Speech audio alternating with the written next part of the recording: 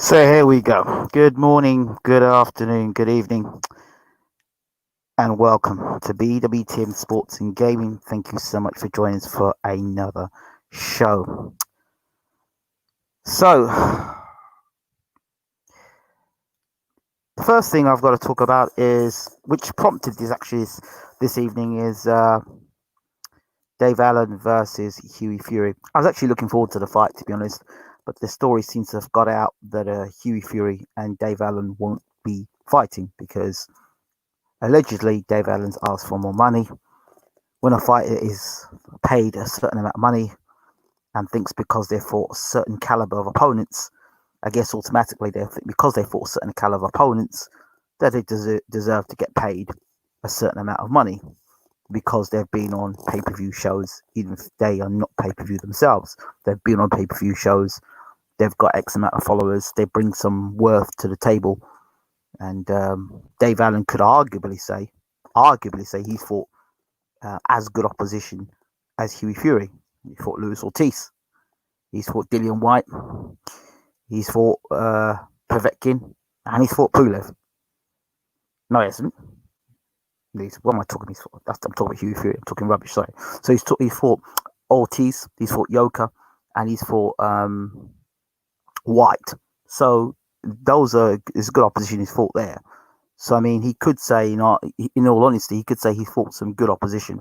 What the hell was that all about? Anyway, so he fought some good opposition, confusing the two men. So he's fought some good opposition. He hasn't won those fights, but he's had good opposition. He's fought against good opposition. That's the only thing.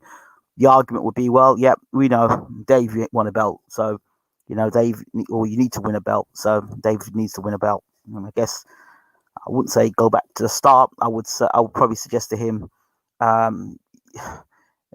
Southern area, I think I'd try and get you go for the English title. Try and win the English title if you can. That's where I'd get you started. Try and get eliminated for the English title. A good fight now would be maybe yourself against Josh Sandelin. That'd be a good fight. That'd be good to see how you do against Josh Sandelin, how Sandelin does against you. I'd make that fight. Josh Sandelin, a Yorkshire derby. Why not? Good fight. Himself against Cash Ali, another good fight, another Yorkshire derby. So those are two fights quite there you could have. So, yeah, getting paid for your losses? Not sure. Right. So, which leads me on to my discussion for this evening. Making boxing great. What would I suggest to make boxing great? Well, the first thing I'm going to talk about, probably the most contentious point going into this new world, social distancing we talk about. Well, I want to social distance myself from all sorts of nonsense, all sorts of just all stuff that would make my blood boil very quickly. That's what I'm going to try and avoid. But unfortunately, in boxing, I'm watching boxing. It comes with a health risk. You're watching fights, and you know when the decision comes that your boy or the guy, who has done well in the fight, he's won the fight points definitely. You turn and go, huh? How did that decision get the way it's done? How is that? And so as a boxing fan, we look at it and we go, that's real shocking. That's bad. He lost that fight. He shouldn't have lost that fight. He won that fight. I paid good money, pay-per-view to watch the fight. Or, I went down to my local hall, my boxing show to watch the fight. Or, I saved up money to go abroad to watch that fight. And you kind of leave the arena, or you turn off and you complain and you kick off about it for a while, and then the next boxing show comes up and you get on with it again, and the same nonsense happens again. So the first thing I propose in boxing is that these judges either reset a test, whatever the test may be for judging, or independent board of boxing judges, so that we get value for money. That the person that wins a fight, who is winning a fight, wins the fight legitimately, and the person that's losing the fight should lose the fight legitimately on points. That's the first thing. So, independent panel of judges, and the promoter and the management team do not know who the judges are going to be until the night. So none of this business of the night before. The promoter has you up in his hotel with all his other fighters, and you being cajoled, or being given a nice room with many women in it, or I don't know, some stuff to sniff. All the tab free bath for the night, or for the few nights, a few ladies for you to get off on. It makes it very difficult for you to make a judging decision with any sort of internal fortitude, because how can you think about it the night before? You know what you were doing up in that hotel room. You know what you're going to be doing when you go home to that hotel room tonight. You know what's going on, right? So you're onto a good thing. You're not paying the tab in a 5-star hotel or a 4-star hotel. You're not paying the tab. You can eat and drink as much as you want. You can bring who you want back to the room. As long as you just do what you got to do the next evening on the show, then you're okay. This isn't. People think that I'm talking some sort of fantasy stuff. This is reality. I mean, how can you double cross a promoter that has treated you so well, treated you better than your own friends and family treat you? He's treating you like you treat you like a god. You turn up to show off the show, and you're treated like this, and then it's your call suddenly to make a decision. Good evening, Hamza. Then it's your call to make that decision, to make that judging decision. And you know who the promoter's fighter is. And you know it's a promoter show. And you don't really want to get on the side of the promoter, the wrong side of the promoter now, do you? You really don't want to be doing that. So, what do? You have to turn around and make that judgment call. You have to make that decision. And unfortunately, somebody has to pay for that. That's somebody who's taken 8-10 weeks out of camp to train for a fight, dedicated his life, left his family behind to go into training camp to beat his body into her body into tremendous shape to put on a show. For you to come along as a judge to make a shocking decision, not based on your upper half of your body, but the lower half of your body. Think about it. You've traveled. Let's say for you, you've saved up money, yeah? Just picture this. You've saved up money to go and see a super fight, okay? And you've put money down to go to see what you think this fight is going to win, because this guy's got a boxing ability, got a better record, proven quality. You pick up yourself, you've saved money to get on a flight to go to America, to Las Vegas, see the big fight. And you've had a really good time. The bigger fights there, you're taking your seat, you're sitting down, you're watching a fight, you're watching your guy put on a masterclass, only to see him get robbed. That's not good, because the judges were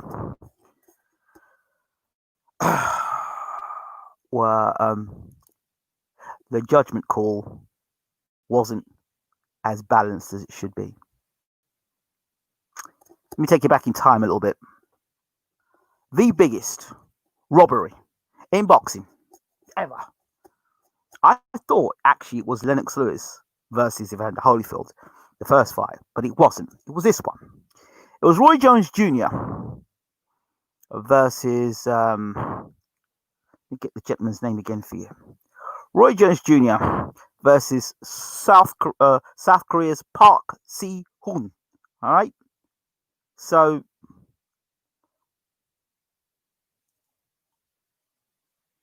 it was a shocker. Let me see if I can get the information for you as to what happened. Let me get it for you. There. So this is it. Number one, Park Si-hoon defeats Roy Jones Jr. This is far and away the single biggest robbery in the history of the Olympic boxing, and for that matter, in boxing as a whole. Many fans know Roy Jones Jr. for his phenomenal professional career, where he captured world titles in 4 weight divisions and spent years as the undisputed pound-for-pound king. But they did not know where he got his start as a 1988 US Olympian who was ripped off out of a gold medal at the Seoul Olympics. En route to the gold medal, Jones didn't lose a single round in the competition. In the final, he outlanded his opponent Park Si-hoon by an absurd 86-32 count, only to lose the bout 3-2 to a judge's decision. There we go. There's those judges. Ha ha ha ha. Those judges. The fight caused an uproar, and the International Olympic Committee spent years investigating. It was later revealed, catch this, that the judges who voted in favor of the Korean fighter had been wined and dined by Korean Olympic organizers. But Jones never received the medal that belonged around his neck. So for those people out there that may be sitting there saying, oh, seeing him talking a lot of BS again, you have it right there. Right there. It's a bit of a shocker, really. Bit of a shocker. And I'm going to stop just there for a second. One other fight we're going to talk about. Well, there's another one here. Pernell Whitaker. Draw, 12 rounds over Julio Cesar Chavez.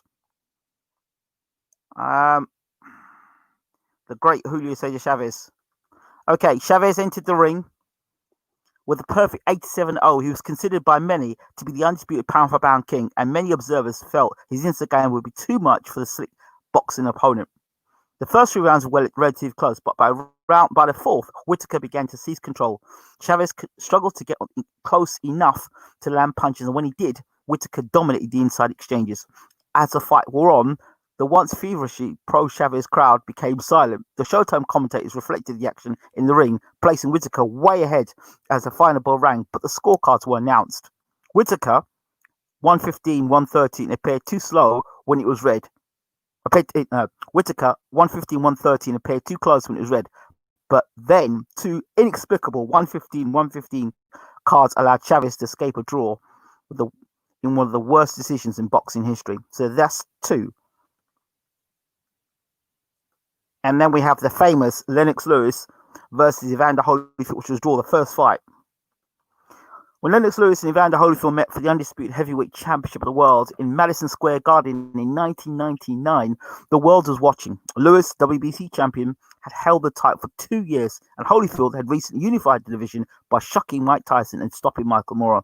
The fight failed to live up to the hype, as Lewis dominated by a long jab that Holyfield could never neutralize. By the end of the fight, the Brit outlanded Holyfield by more than 200 punches, an absurd 348-130, and nearly landed as many as the real deal threw. As the bell sounded, everyone could see Lewis would retain his championship. Then the scorecards were read, and the ear came out the room. Eugene Williams, who should never have scored another fight after this one, favoured Evander Holyfield 115-113. She even scored the 5th round when Lewis outlanded Holyfield 43 punches to 11 for Evander. But her error wasn't the only one, as Judge Larry O'Connell invented a 115-115 draw to overrule Stanley Christodoulou, the only judge who watched the fight with his eyes open, and scored it 116-113 for Lewis.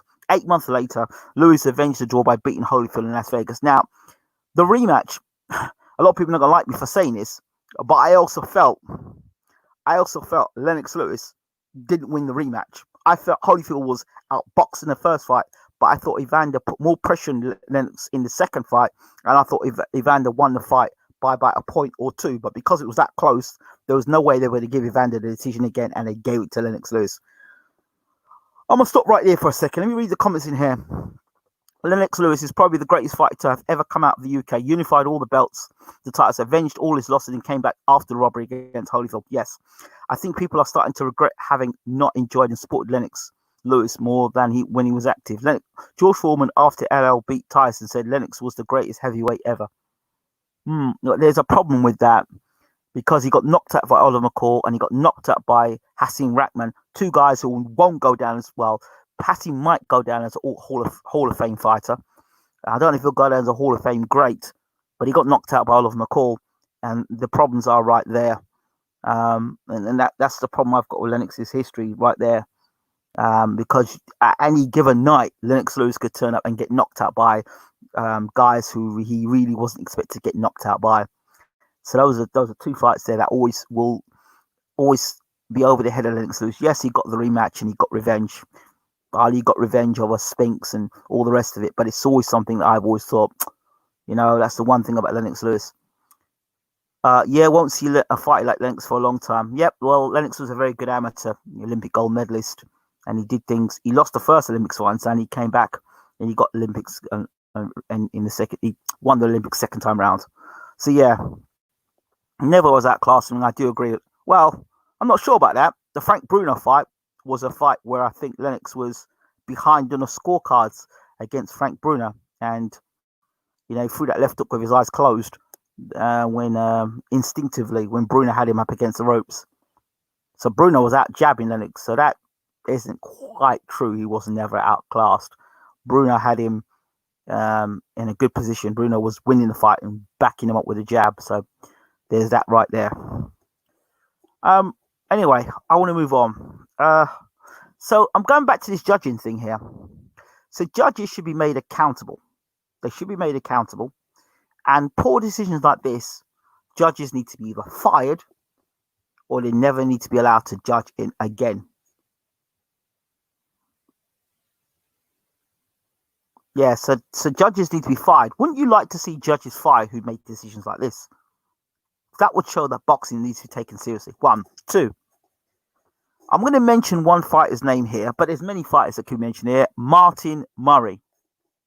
The nearly man of boxing. I'm sure there are a couple of fights he fought for the world title, and he should have been a world champion. All these robberies in boxing. In retrospect, do you think, just a question to ask, do you think these fighters that had put hard nights out in the gym and working out and dedicating themselves to become world champions, that's been a lifelong dream, they get cheated out of becoming world champion, and they get cheated out of the money they'd get being world champion because of a dodgy judging decision? Do you think, in retrospect now, these fighters need to be compensated? Because this is something I was thinking about today. If Martin Murray had become world champion, at least he would have been able to get a big money fight, even if he got beat and he wasn't good enough. But he obviously was good enough to beat. I thought he beat Sturm. And who's the other guy I was fighting? Was it Martinez? I can't remember who the other guy was he was fighting. And he was beating him, and he dropped the guy as well. And he should have won the fight on points. So two world title fights that Martin Murray had, he should have been world champion in. So at least one of those shots, he should have been world champion. The point is I'm making is these fighters that are nearly people who get robbed, people who should be world champions and get robbed. John Ryder's another one that comes to mind more recently. John Ryder, where he totally, as far as I'm concerned, gave it to Callum Smith and should have been champion. Should fighters like that be getting compensated? Because I think they should. So that's another proposal. Fighters being compensated one way or the other, even financially. So even if they don't get the belt, they get compensated. So they, at least what they've been worth winning that world title, what they would have made. I think they should get the winner's purse as compensation. Yes, I think fighters should be compensated. But out of whose pocket? Well, I think between the promoter and the judges' pockets. I think actually the promoter should get it. The promoter should come out of the promoter's pocket. Yep, I think so. Particularly if it's a pay-per-view fight. Because, think this out for a second. If it's a pay-per-view event, and I'm going to go about trading standards next. If it's a pay-per-view fight, so think about all those people that sit down, have paid money to watch an event. Even those people who are watching it on pirate TV or streaming it, yeah? Even those people who are streaming boxing, yeah? They have to pay for internet connection, all right? No internet connection, you ain't streaming nothing. Remember that. So it should come out the pocket of the promoter, I think. Because the promoters put it on and the promoter's pocketing all the money from this. Win or lose for either fighter, he pockets the money. So I think the promoter should pay for it. They've got enough money anyway, and they're busy ripping people off and ripping fans off and using judges here, there, and everywhere to get their fighters accelerated up the rankings or getting world title shots or keep world titles. You remember that situation not too long ago with Charlie Edwards when they were trying to pull off fast when Charlie Edwards was getting beat up and knocked down by that guy, and that guy was outclassing Charlie Edwards. Charlie Edwards wasn't in the same class as that guy. No way, he wasn't even the same league. And the guy went down. They were trying to give Charlie Edwards back his belt. But I was like, no, you can't be doing that. Can't be doing that. And then Edwards very quickly vacated the title. But I think it should come out. The money should come out at the pocket of the promoter, and these fighters need to be compensated. Who remembers Michael Brody? Whoever's listening to this now, can you go back to the time when Michael Brody fought In Jin Chi? Man, that hurt me. When Brody was fighting In Jin Chi, and Brody was a good fighter, a very good fighter. You know, I think Brody was genuinely world class. Who assigns judges? It's sanctioned bodies. Well, that's another thing. There needs to be an independent board of these sanctioning bodies. The WBC, WBA, IBF, that can actually be a unified body, right? That can pull rank on any of these governing bodies, right? The nonsense that the WBC are doing with their franchise belt, right connections, right complexion. That's what I call it. Right connections, right complexion. The franchise belt. We'll keep the money with us. You can have the belt. The franchise belt. That's what it basically means. So, not promoters' fault that judges accept bribes. Mate, you're now sticking up for promoters. If a promoter and a judge, if a judge is in the same hotel as the promoter and the fighters, it is unacceptable. There is no other place in the world that you could do that and it wouldn't be a conflict of interest. The promoter and the judge having dinner the night before and the promoter being in the same building, that, my friend, is a conflict of interest. And that's why nonsense happens in boxing. It's unprofessional. Again, conflict of interest. You know, you've got a boxing writer that is being wined and dined by the promoter. Surely that boxing promoter or boxing writer is going to write things that are favorable for you. If you're a guy that can't get chicks, is unable to get chicks, you're ugly and you really couldn't get any chicks, and then you come across this promoter that said to you, hey, you know what? You lack self-esteem, but guess what? You're an okay writer and people seem to like to hear what you've got to say. Guess what? I'm going to look after you. And why are you doing that, boss? Because I like you. You know what? You're one of the good guys in boxing. I read your stuff a lot. It's real good. And you know what? I would like to invite you to the next show. Oh, yeah, really? I'd love that. Wow. Yes, and I'd like you to write about my fighters. Really? Yeah. I tell you what. Listen, I tell you what. Why don't you come down to the hotel? Blah, blah, blah, blah, blah, blah. Got a fight going on the next night at the arena. Why don't you come and, come to the hotel?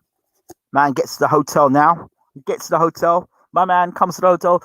He's got top floor. He's got promoters, gives him a ring when he's in the house, in his room. Says, if you need anything, let me know. Need any ladies? Any substances? Tab, ladies at the bar. He's having a heaven. How's that man now? The next night, he's meant to be writing for the promoter. He's not writing. And the guy has to write on, for example, Holyfield Lewis, right? He has to write for Holyfield Lewis the first fight, and the promoter is actually the promoter for Evander Holyfield. He's not exactly going to put that says Lewis robbed. He's not going to write that, is he? Say, Evander wasn't well that night. He was sick. the night before the fight, he caught he had diarrhea, and he was looking to pull out the fight, but he wanted to give it to the fans, and he got injured the night before. Some nonsense, you're right. And of course, people read what the writer puts, and boxing fans are gullible. That's how it works. I'm not saying it doesn't work. So it is unprofessional. So damn right it should come out of the promoter's pocket. Damn right it should come out of the promoter's pocket. So there's that. Next up. Good afternoon, Denise. Next up. So we talked about making people accountable. A governing body that can, an independent governing body that can look into, for example, the Dillian Whyte situation. The athletic bodies are the ones responsible. Right. British Boxing Board of Control are some of the worst. Well, okay, but they're not. The British Boxing Board of Control is a private organisation. I don't believe it's a government organisation. I don't believe so, or something like that. So I think they're kind of law unto themselves, the British Boxing Board of Control, something like that. But there needs to be an official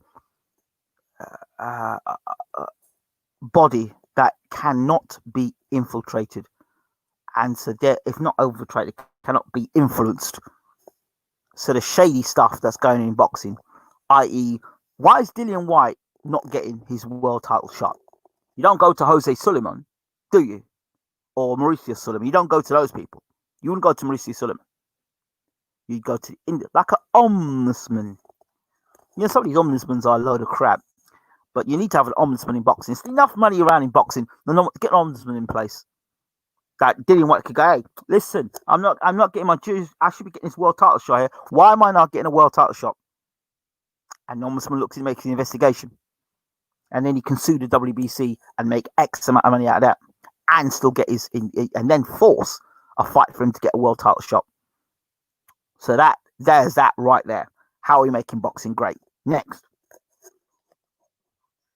So please, if you're listening in, let me know your thoughts. If you agree, disagree, but please do let me know your thoughts. Denise, what do you think? Ruben, what do you think? Hamza, what do you think?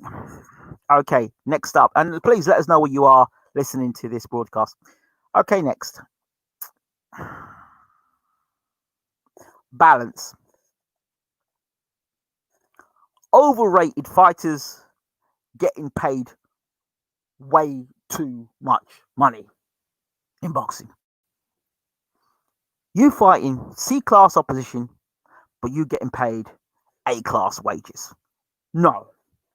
And this is what's going to see now with this coronavirus and what's happened and the economy. A lot of these fighters that were getting paid A-star quality payment, and they're only fighting C-class opponents. The problem is that now, because of the economy, these fighters are going to have to get paid C-class pay for C-class fighting. So that's what I think should happen. C-class fighters get paid C-class wages. Yeah? And A-class fighters get paid A-class wages. Let me continue with this. Trading standards. Now, as it says, it does what it says on the tin, right? So if I go and I pick up a tin of Coca-Cola, and I open a tin of Coca-Cola and I get orange juice, I'm well within my rights to make a complaint about it. I'm well within my rights to say, hey, what's this stuff, man? This ain't Coca-Cola, this is orange juice. And of course, an investigation would be made and you could do something about it. In boxing, right, there's a lot of that stuff going on. There's a lot of this, oh yeah, he's definitely Coca-Cola. No, he's not, he's orange juice. Trading standards. When you lie blatantly to the public, that includes commentators, promoters, managers, lying. Particularly for pay-per-view events. When you're telling me that the champion, the pay-per-view champion, is making a defense against a top contender. You're lying to me. He's not a top contender. He's not in the top 10. He is not a very good fighter. He's got knocked out in his last 3 fights. He's a shot fighter, but he was once upon a time, 5 years ago, a champion. That is not accurate. Okay? So, trading standards. You're selling something to me that's not accurate.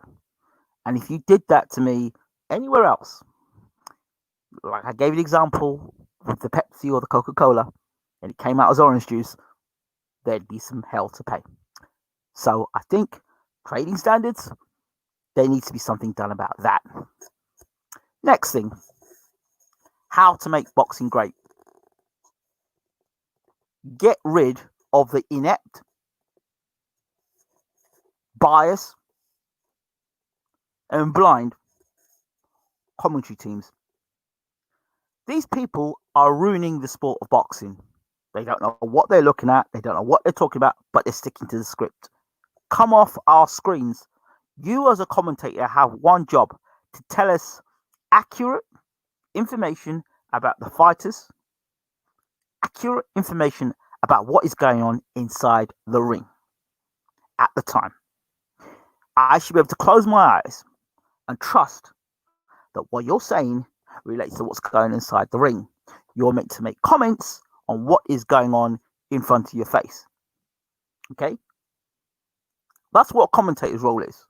A commentator's role is not to add your 2 pence piece in, or when the A side fighter throws a punch, you say, "Oh, yeah, he threw a great punch there." And when the B side fighter throws a punch, you're like, "Yeah, he got through the lucky punch there. Yeah, he's getting through a few lucky punches there. Oh, that's a great shot from the champion." You see the bias talk right there? That is ruining boxing. That's not making boxing great. Great boxing comes with great commentary. When you could see it yourself, you could see what's going on, and the commentators telling you exactly what it is.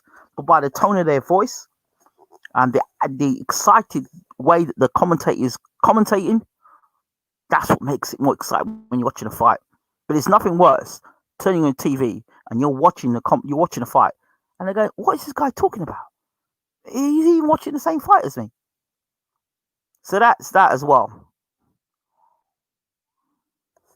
Wonder how many hardcores watch on mute even now. Exactly. That's my point right there. So commentators need to go. Sorry, you need accurate commentators that tell us exactly what's going on. Give us a storyboard. Next. BSs in boxing. Or company men. All right? I want to talk about company men for a second. It is a conflict of interest if you decide to go on a show to talk about a particular fighter that you're best friends with, is your brother, is your mate, and then try to have a constructive conversation as to who you think is going to win the fight. That's a conflict of interest, because you're not going to go basically and say, "My mate's going to get beat tonight. I wish him all the best, but he's going to get whooped tonight. He's not world class. He's not good enough." But you see it time and time again. You've got one brother that's fighting and one brother's commentating. What the hell is that? What are you doing? "Oh, who do you think's going to win the fight tonight?" The brother. "Yeah, I think my bro's going to win tonight." Commentator. Yeah, of course. You know, your brother's a world-class fighter. Yeah, he's world-class, isn't he? He is. He's world-class. Yeah, he's absolutely world-class, yeah. So, yeah, I think he's going to do the business tonight. Now, of course, we're all looking forward to him doing the business tonight. I mean, it is absolutely shocking. Should not be acceptable. Brothers commentating on brothers. No, thank you. You want to do that up the pub? Do it up the pub. Do it up the pub. We need frank, honest, straight opinions. I remember once, it was so funny. Peter Fury on Box Nation, yeah? And I think wasn't Tom Little. What was the other guy? Tom Dallas. I think Dallas got smashed in a round or two. I don't know. I don't know. I think he might have been American that took him out. Stopped him in a round or two, and I think one of the guys said, "Yeah, he's a paint decorator. You know, by a trade, he's a paint he's a paint decorator." And Peter turned around and said something along the lines of, "Well, you know, I think you should stick to the painting and decorating." That is the sort of commentary that you need. Straight to the point. Not good enough at this level. He needs to think about making some other decisions. He can come again, but he's going to have to make some drastic decisions and changes. Another thing. Boxer's career, he's 24 years old, 25 years old. He gets knocked out. May got caught for a bad shot, had a bad night. And you've got a commentator saying, "Is this the end of the road?" No, it's not the end of the road. The guy's 24, 25 years old. How can it be the end of the road? He's had his first defeat. I mean, yeah, it's a bit of a disaster, but you know, you can come back. You know, when Ali got beat by Leon Spinks, you probably have that guy saying, "Is this the end of the road for Muhammad Ali? He's got beat by 8-fight novice Leon Spinks." I mean, really? Where is the optimism that this young man can bounce back, turn the clock back, and turn the tide? Why is it's always doom and gloom? Why are we writing fighters off? As a matter of fact, commentators that do that, there should be some form of compensation. Fighters should be allowed to sue commentators, because if commentators are doing that, I could consider a loss of income. You are speaking negatively about my ability to come back. I'm fit, I'm healthy, I've been knocked out. Okay, but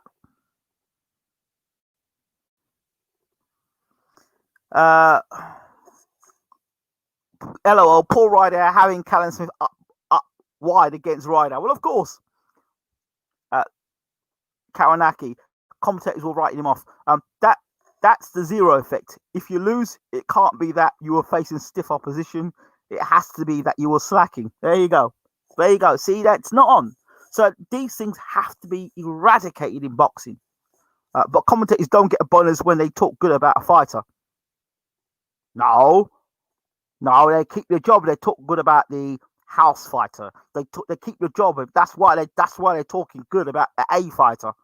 You watch a lot of these fights where they're broadcasters, the network. So, like example, you got I don't know. Anybody who fights on Joe Blogg's network, yeah. Anybody who's associated with Joe Blogg's network, yeah. Anybody who's associated with that network, those fighters and that commentary team will talk about Joe Blogg's fighters. Anybody who comes up against Joe Blogg's fighters are not good enough. They're slow. They're overrated. They're blah blah blah blah. The commentator will talk down about them, and whatever the A side fighter is doing, the B side fighter is doing nothing. He ain't throwing no punches. Yeah, you'll catch it a lot in boxing, so you gotta watch out for that. Next thing, but this is funny. When you are bidding for fighters and you think it's like Football Manager transfer window, I am laughing my head off at the moment. I am laughing my head off. You buying fighters like you're playing Football Manager. You know when you do the transfers, yeah? It's not your money, but you do transfers. And you know everyone who knows me in Football Manager knows I've made a few dodgy signings in my time. Backed a few footballers that really should never have been in the side. You know them nights where I used to stay up. We used to do the all to early hours of the morning, and we get to the Champions League final, and that guy that I was boosting throughout, and he misses an open goal. in the Champions League final. We spent 4, 5, 6, 8 hours getting to this Champions League final, only for that guy to just flop. Yeah, exactly. I don't know what I was saying now, but what was I saying? But yeah, bad memories, bad memories. When you do, I remember now. Now, when you decide to buy fighters like you're playing Football Manager, right? Zero personality, right? Uh, over 30, like over 30, what 34 in the middleweight division, and you're paying them where you'll pay how much? How many years was that contract? How much money was that guy worth? What? And now you're wondering where's all the money gone?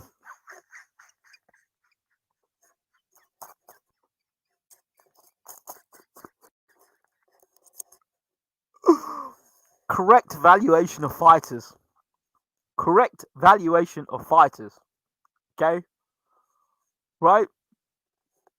There are a lot of fighters that are not worth the money that they have been bought for, and they've done absolutely nothing apart from being hyped up for YouTube videos or what somebody said on the side. Yeah, sign him. He's a great fighter. I mean, look at some of these fighters. They're not pay-per-view stars. They're not. Okay, Andrade. How many pay-per-view? Okay, let's go for them. Daniel Jacobs. Pay-per-view star? No. Andrade. Okay. Pay-per-view star? No. Usyk. Pay-per-view star? No. Lomachenko. Pay-per-view star? I didn't say they're not a good fighter or a very good fighter.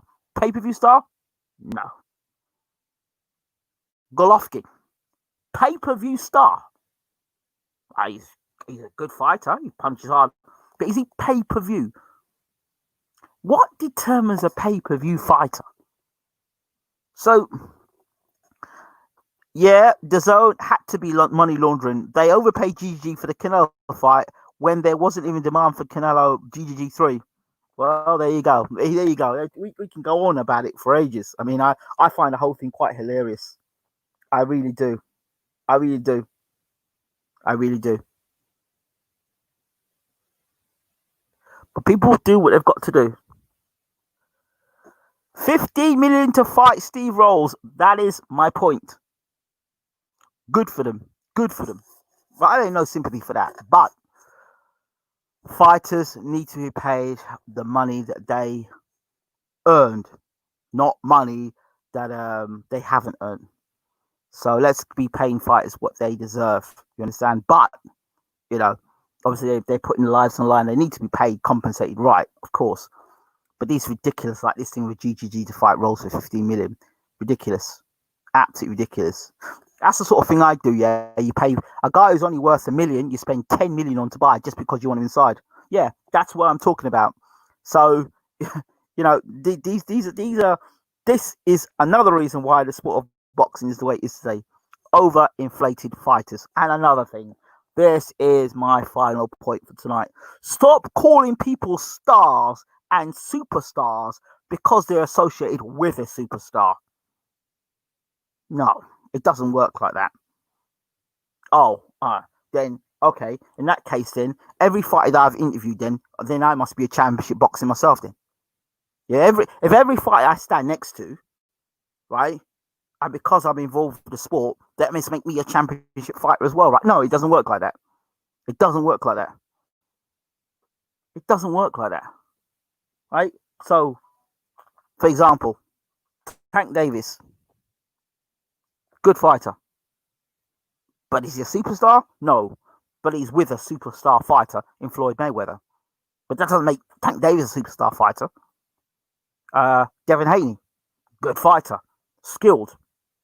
But does that make him a superstar fighter? No. Ryan Garcia, the Instagram boxer. Oh, Lord. Some people. Hold on a second. Hold on a second, people.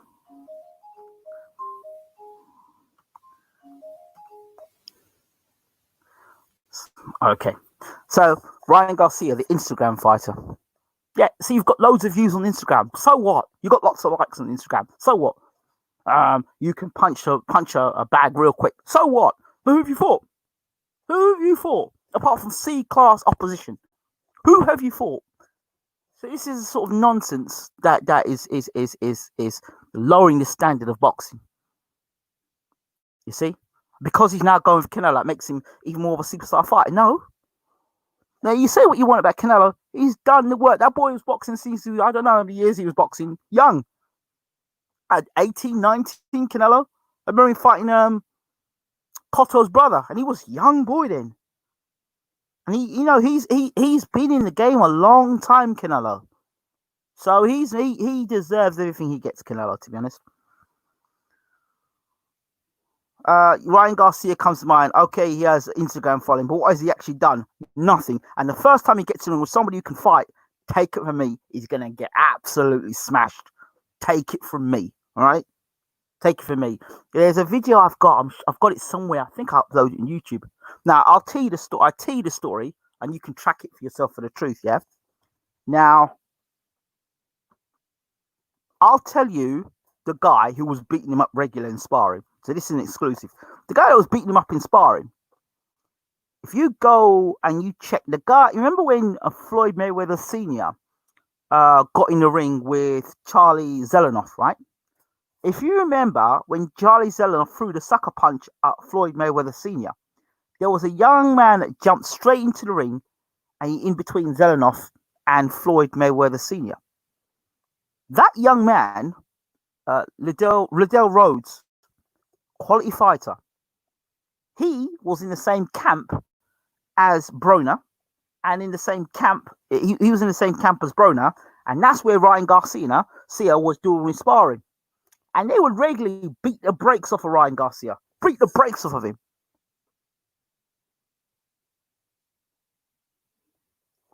Got no defense.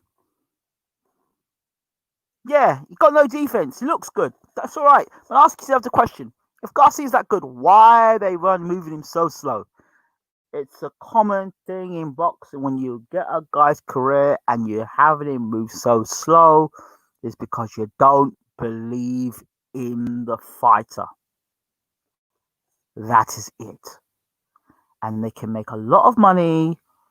Not too long ago, a couple of years ago, and Garcia may have gotten stronger, but he still fights the same way. He's still got no defense. And it's not about physicality, it's mentality. So he better be in that gym now with Canelo against guys that are heavier and stronger than himself and getting nice and well and truly toasted up in sparring, because he's going to get toasted up in the ring. You know, he can talk all he wants. There, 2018. There we go. There you go. There you go. So, listen, it's not just about the sparring. Fortitude.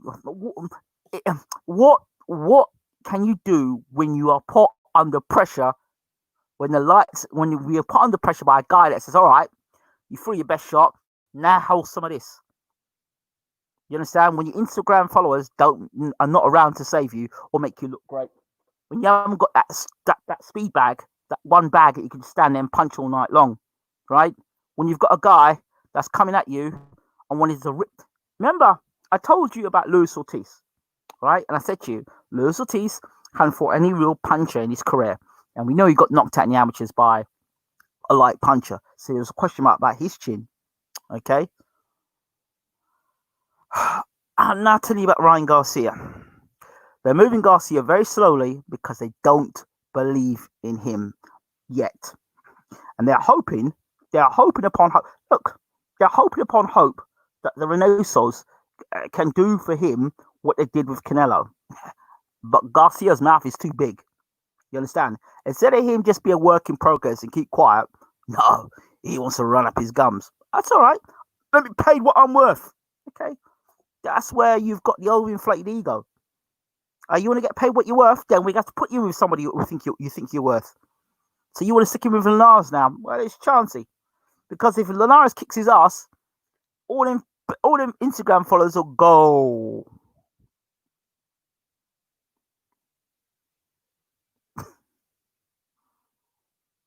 He ain't ready. That tells you everything. If your trainer says you're not ready, you ain't ready. Your trainer knows you're getting beat up in sparring. You know, he's got a long way to go, Ryan Garcia. Listen, he's got a long way to go, and I don't rate Tank Davis. I don't rate Tank Davis. I don't rate him. I've never rated him. But then, hey, we'll wait and see. When it gets put on Tank Davis, we'll see what he's really about. Canelo's work ethic it don't matter. Work ethic, it does not stop you. Does not stop you when you get a hit on the chin. It doesn't stop your legs going. Work ethic doesn't change when you get hit to the body and your ribs in about the 5th or 6th round and you're tired. Work ethic does not change how you respond when it gets put on you and you're tired. Yeah, you may give you a bit more stamina, but your mental approach is what's going to be key. And yeah, you're in your camp with Canelo, but how much are you learning? What are you learning when you're with Canelo? Actually, what are you learning when you're with Canelo? I don't know, man. I don't know. But bringing it full circle, we're in a new world of boxing. We get into the new world, social distancing. And like I said, there needs to be changes in our sport. There needs to be more accountability. Managers being held accountable. But the final thing I would like to see in boxing, yeah. If you're really going to go down Vince McMahon and Shane McMahon route, WWE, I'm not mentioning which promoters, but if you're going to go with father and son, and you're going to go down that comical route, right, tables and chairs, which you've already seen in one of your promotions, then you may as well go and do SmackDown versus Raw. If you're going to do it, you may as well do a SmackDown versus Raw night, yeah, because all the rest of the things you've done are quite comical. So why don't you just do a SmackDown versus Raw, yeah? Why not? You know, you could have one night for boxing fans. I'll do the pay-per-view event. Don't you worry. I can do a pay-per-view event, right? Your guys versus our guys. You understand? That's how it goes. And then you can have the two promoters sitting around the table and having a face-off. The two biggest promoters in the UK face-off, right? That's pay-per-view worthy. Just to hear those two go at it back and forth, yeah? And get them to break down each fight, right? Get them to break down each fight. I know who I'm backing in the breakdowns, right? Get them to back each fight, yeah? Head to head. You're fighting it, all right, heavyweight division versus my fight in the light heavyweight division. You're fighting the middleweight division versus my fight in the middleweight division. Your heavyweight versus my heavyweight. Do that. That is what you call pay-per-view. That would be the biggest, in my opinion, biggest event in British boxing history, I think. So, Warren versus Hearn. SmackDown versus Raw. One night only. Joshua versus Dubois. White versus Joyce. Fury versus, I don't know. Who else have they got over there? Well, Fury versus Joshua. White versus Dubois. I don't know. Yeah, you could do that. Boazzi versus Yard.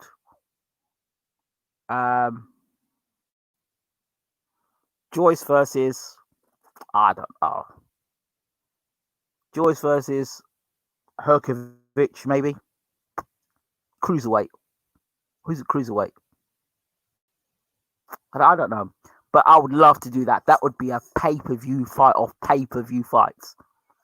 That would do it. And you know what? I'm going to go and work on it myself. I'm going to work on it. SmackDown versus Raw, pay-per-view event. Just put the fights down together and see how it maps out. And maybe the main event could be Fury versus Joshua for the Undisputed Heavyweight Championship of the World.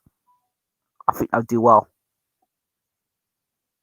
Yeah, that would do well. That'd be quite nice, actually. Quite nice, if I do say so myself. Just seeing the two, Hearn and Warren, talk boxing. Not comical stuff. Not, apples and pears. None of that. Proper boxing talk. Break down a fight for me. break down a fight. That's what I want to hear. Breakdowns from one to through the division. One night of just complete chaos. You know what I mean? And then we can find out once and for all who is the best promoter in the country. I'm eyeing about TV deals and then one night only. Put that to one side. Absolute carnage for one night. Press conferences galore on the table. Warren at one end. Hearn at the other end. Matchroom poster on one end. Matchroom banner on one end. BT Sports and BT Sports one side, Sky Sports the other. That'd be real nice. That'd be like Tyson versus Lewis. Remember that night? He had what's it, Showtime and HBO? It'd be like that. Oh wow. And for one night, somebody's business has to take an L for one night. I think that would be absolutely amazing. It would have everybody talking. And guess what? I'd love about it. All these boxing media that is two-faced, you'd have to pick a side. Pick a side. Pick a side. Come on. You can't be interviewing both sides, can you? Yeah, you'd really look like a right snide then. Pick a side. Pick a side and then work for that side. So you've got to have a media outlet.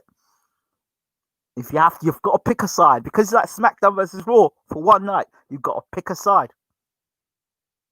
And then also, if the card's not quite enough, then you could have maybe some fillers. And I'm not talking about David Price versus... there you go. David Price versus Joe Joyce. There's another fight right there. There you go. Matchroom. Yeah, Matchroom versus... David Price. But for a couple of fillers, you know what? I tell you what a couple of fillers would be. Joe Calzaghe versus Carl Froch.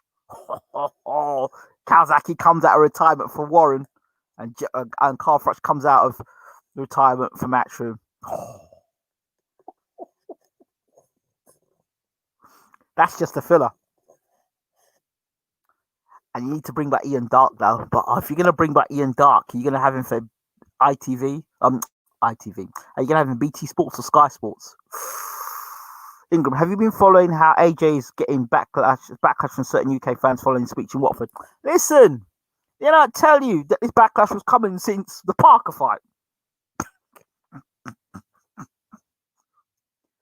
Boxing fans are fickle and they cannot be trusted. That's all I'm going to say about that. They are fickle and they can't be trusted. Belly versus McCrory? Nah. Belly versus Andy Ruiz? I'll pay for that. Oh, I would definitely pay for Belly versus Andy Ruiz. I'd pay for that. I would definitely pay for that fight. Femi turned heel. Not really. We knew it was coming. Oh, I told you it was coming. So, you know what? I'm going to go back. I want to find that video where I was talking about... I think that was the evening I actually had Chris Mason on the show as well. I'm going to go back to that video and I'm going to see all the people said in the comment section and bring them right now and see what they've got to say, if they've still got the same things to say. You've got to ask yourself the question, how do I keep calling these things? History always repeats itself because there's nobody there to break the cycle. So the same nonsense keeps going on and on and on and on. But it will be interesting in this new world to come because of COVID-19 and the economy, which fighters' egos are going to get bruised because they no longer command the sort of money they were deluded into believing they deserved in the first place. That's going to be interesting because you're going to hear a lot of them stories and fighters leaving teams because of contract negotiations. I can see it happening because COVID-19 wasn't something expected. I remember you predicted that you drew a parallel to David Beckham when he missed that penalty. Yeah. So look at Fury. Fury the other day was the worst thing. It was the worst thing. He was terrible. Now look at him. They're all kissing his backside again. The British boxing public are, for the most part, just fickle. Today, let's say tomorrow it's something else. But you know, I don't know. Plus, with the whole racial tension as well, it's just a little bit more on top in it when it's Anthony Josh, just a little bit more on top. You know, he's Hamza. You get this. You'll get what I'm saying here. He's getting out of his place, and you understand. He doesn't. Joshua doesn't know his place. One of them ones. Can't be forever. Gets boring after a while. Hero. A while. Yeah, you're right. Right. I think I'm going to get out of here. Thank you all so much for watching. Please subscribe, rate, leave your comments. Please leave comments in the comment section. Hit the subscribe button. Hit the like button.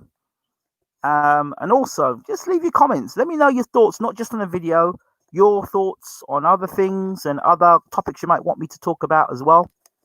And big shout out to my man, Ruben Guerrero.